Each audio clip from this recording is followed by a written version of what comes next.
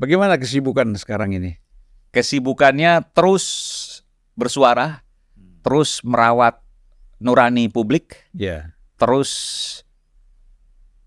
menghisap bukan menghisap yang hari kemudian nih Bang. Iya, iya. Menghisap itu maksudnya mendengarkan, mencerna, menyerap. menganalisis, menyerap Ya. kegelisahan-kegelisahan, termasuk juga keoptimisan. Jadi saya harus imbang nih, ada kegelisahan tapi juga ada keoptimisan. Kalau kita gelisah terus, nggak ada solusi kan? Nggak solusi. Kalau kata Bang Sylvester, lihat wajah saya kan cerah gitu kan. Nah itu kalau seandainya kita mau berpikir positif, cerah pasti. Kayak Bang Sylvester kan. Mau kita undang juga ke sini, tapi iya. dia agak sibuk ya. Oke, nanti kapan waktu emang. Masuk Bung Rocky juga diundang dong. Ya Rocky, tapi Rocky udah berapa kali berhalangan terus. Oke. Susah jadwalnya ya. Susah jadwalnya. Jadi Ciko juga sudah saya telepon, ya. Ciko Hakim. Iya. Kemudian nantilah pasti Pak. Ini kayak Abang udah menggiring ke sana. Ini mau nanya-nanya saya soal itu jangan. Nah, ya gimana ceritanya? Ceritanya banyak Bang. Kalau Abang lihat ada di video itu kita nggak sebarin. Saya nggak tahu siapa yang sebarin tuh. Karena begini, yang mau cerita nih ya. Pada waktu kejadian. Jadi saya mau cerita dulu nih. Yang muncul di media sosial itu mungkin hanya 10%-nya. 90% tuh nggak muncul. Ya. Mau tahu nggak siapa yang merekam itu semua? Lengkap dari awal sampai akhir. Namanya Gesh Khalifah. Waduh. Dia merekam dari awal sampai akhir.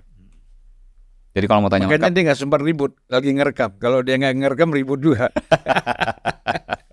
Tapi waktu itu ada, saya nggak usah sebutkan lah ya, ada beberapa satu atau dua saya lupa.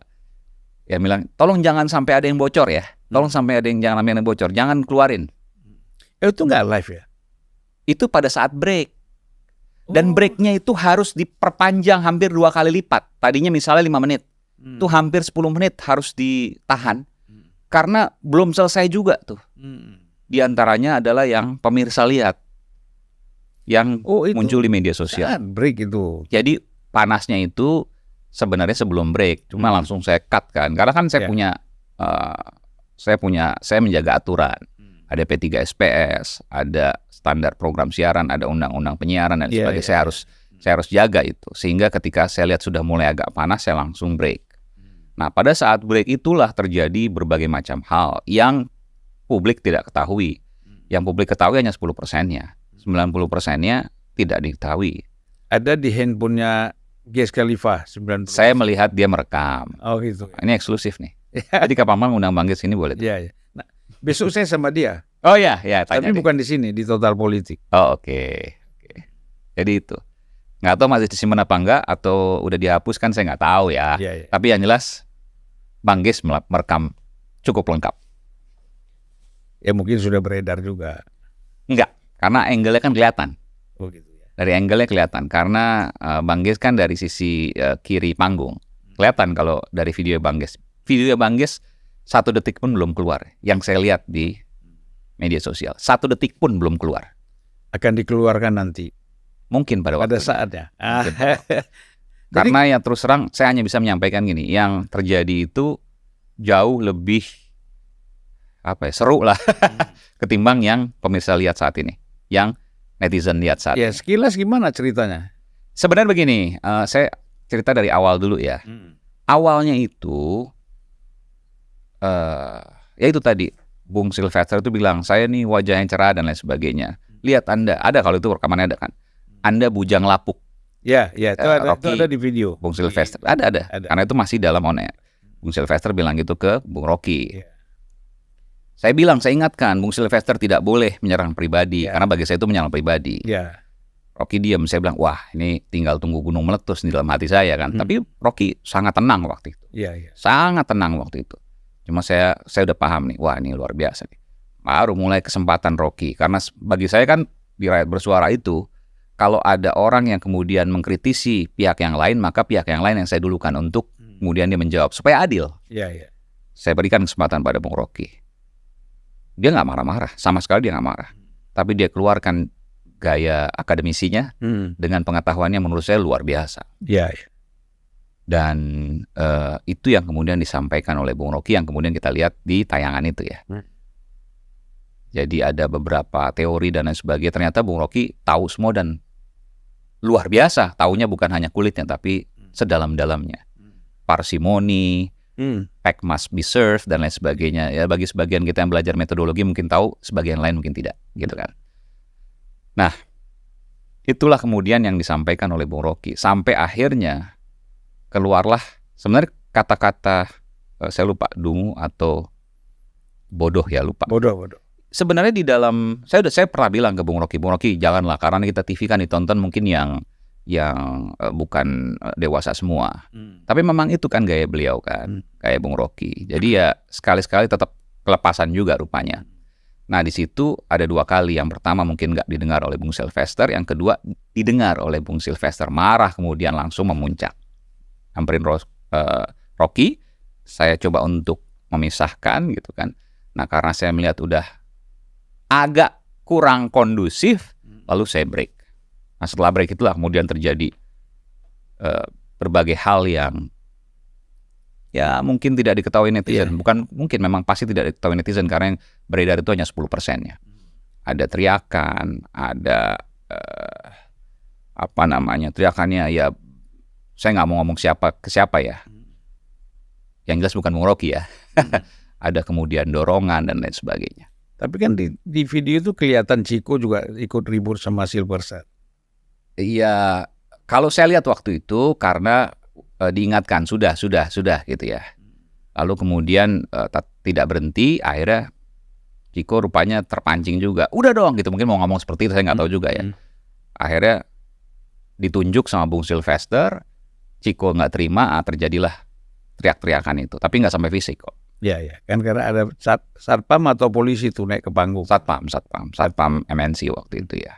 Ada 3 orang kan di atas panggung. Total sebenarnya 8 kalau saya hitung. Tapi yang naik itu 3 atau 5 ya, lupa. 2 di bawah, 3 di atas panggungnya. Saya sendiri juga meluk Bang Sylvester, Bang udah Bang, saya bilang udah Bang. Gitu. Dan ke Bung siapa? Ke Bung Chico juga. Ya, saya bilang udah Bang.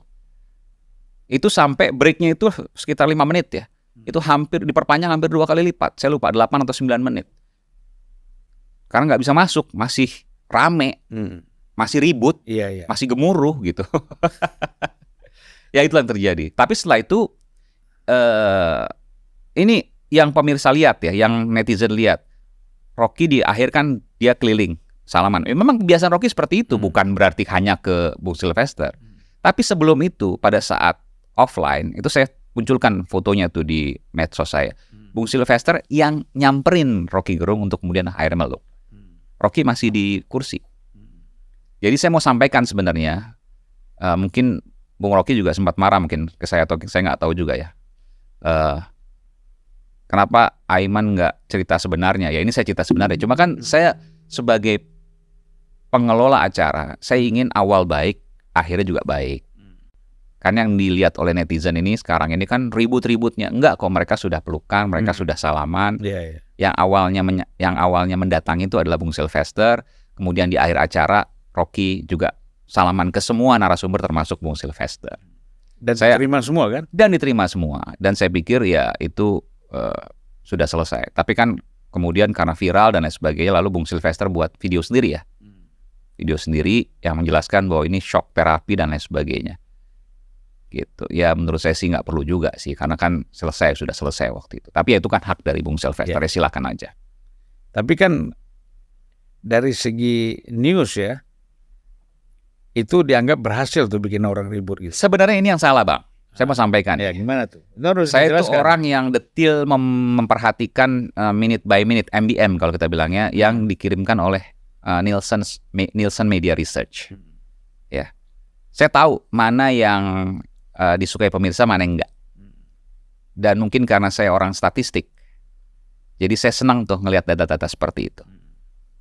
Dan mungkin juga bagian dari apa yang saya miliki sebagai sebuah kelebihan mungkin gitu. Jadi saya detil untuk melihat data tersebut. Nah,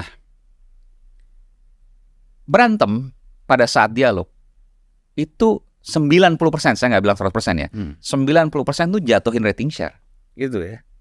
Pemirsa nggak suka Bang. Mungkin beda dengan 10 tahun lalu, 20 tahun lalu. Sekarang orang ingin substansi.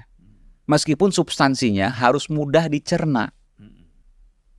Saya tahu nih siapa yang kemudian sama kayak seperti abang kan gampang lihat ya, kalau YouTube kan kelihatan siapa yang viewersnya banyak, siapa yang viewersnya dikit kelihatan kan. Sama di kami juga bisa melihat itu. Tokoh siapa yang minute by minute ya, rating share maksudnya itu tinggi enggak. Jadi kalau orang bilang Aiman nih nyari ribut supaya rating share tinggi, salah.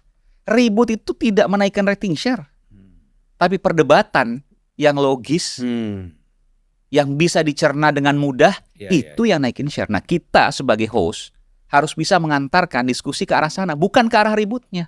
Jadi jangan salah kaprah nih. Itu yang saya mau sampaikan. Jadi saya bilang, Aiman sengaja bikin ribut. Enggak. Perhatikan, saya nggak pernah bikin ribut. Tapi yang saya sampaikan adalah bagaimana supaya diskusi itu logis dan mudah dicerna. Karena itu yang dikendaki oleh pemirsa, yang ditujukan oleh rating share tinggi. Dan alhamdulillah, Rakyat Bersuara itu selalu nomor 1 program TV di talk show. Dan biasanya orang TV itu takut bikin talk show panjang. 1 jam aja itu udah berat. Ini kita buat 2,5 jam. Dan alhamdulillah 2,5 jam? 2,5 jam. Isinya orang ngomong aja. Tapi saya sendiri menikmati. Tapi orang merasa singkat ya?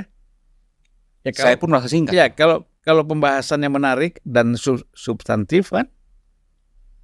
Saya sendiri juga merasa cepat banget 2,5 jam. Iya. Saya kan pernah berapa kali diundang. Iya, betul. Tiba-tiba udah selesai. Iya. Karena perdebatannya asik ya. Iya. Nah, host disitulah punya peran bagaimana dia mengatur flow, mengatur aliran tadi supaya satu substantif tapi mudah dicerna. Hanya 2 itu kok kuncinya. Iya. Dipahami juga oleh para pemirsa. Betul. Karena kan pemirsa TV itu gini, kalau orang bisa dia diterima pemirsa TV, pasti di YouTube dia diterima. Untuk talk show ya. Iya. Kenapa? Karena talk show itu orang nggak mau berpikir berat. Persoalan sehari-hari udah berat, Bang. Beras mahal, ya kan? Minyak goreng naik, daging ayam naik, telur juga naik, betul ya? Nonton lagi yang mengernyitkan dahi, nggak bisa dong gitu. Harus ada hiburannya juga, entertainnya mesti ada ya. Ya TV memang salah satu fungsinya adalah hiburan, tapi hiburan itu saya nggak melihat ada sebagai hal yang utama untuk news ya. Tetapi bahwa ada substansi yang mudah dicerna, bagi saya itu yang utama. Soal hiburan itu bonus, sama seperti kalau kita olahraga. Perubahan bentuk badan itu bukan tujuan. Tujuannya adalah sehat. Kalau orang udah berpikir saya mau kurus, saya mau ngubah bentuk badan, itu salah tujuannya. Tujuannya sehat. Tujuannya sehat.